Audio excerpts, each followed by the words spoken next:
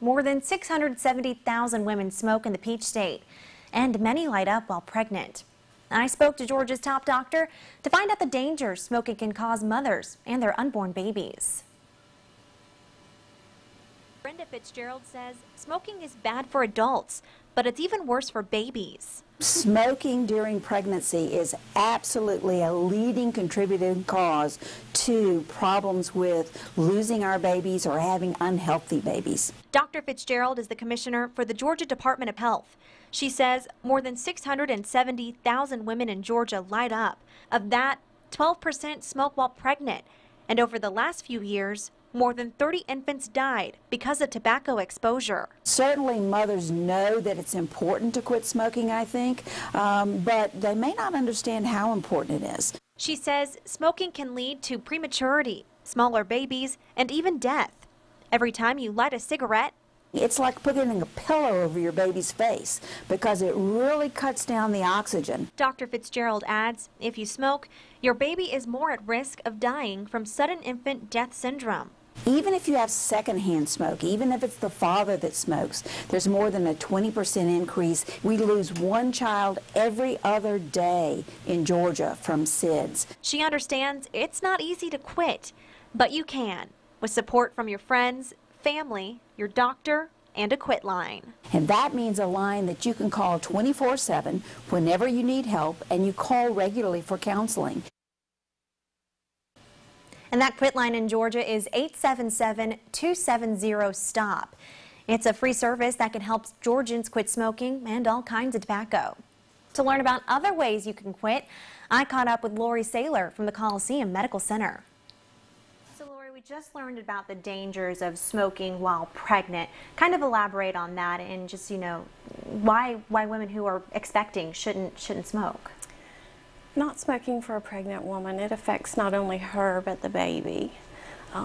It decreases the oxygen level that the baby gets and sets them up for a lower birth weight because they can't grow without the oxygen in their blood. It's vasoactive, so they don't get the blood amount either that they need.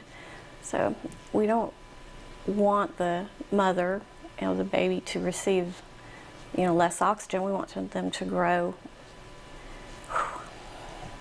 and become very, very, strong and give birth to a healthy, happy baby. It's a unique opportunity for mom to quit.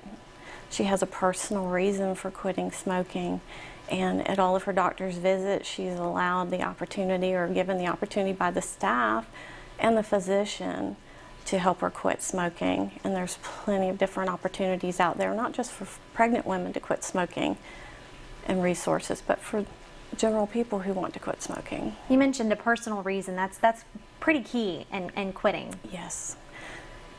If you don't have a personal reason for quitting, why quit?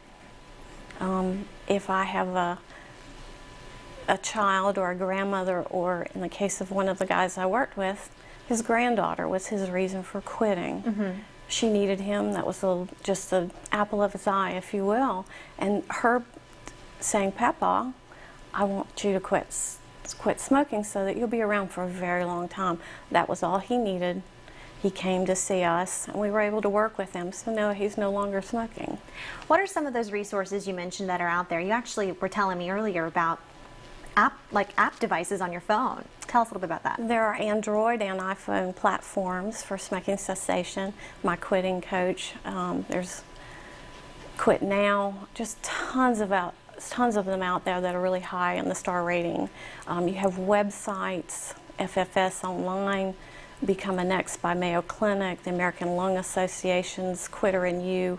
There's all sorts of different websites out there to do, and there's a texting, even the texting one from the CDC. Mm-hmm. There's lots of opportunities, and each person is individual as to what will work for them, and that's the key where we work, is finding what will work with them and their personality and their lifestyle. And what do you see working for people that come to you wanting to quit?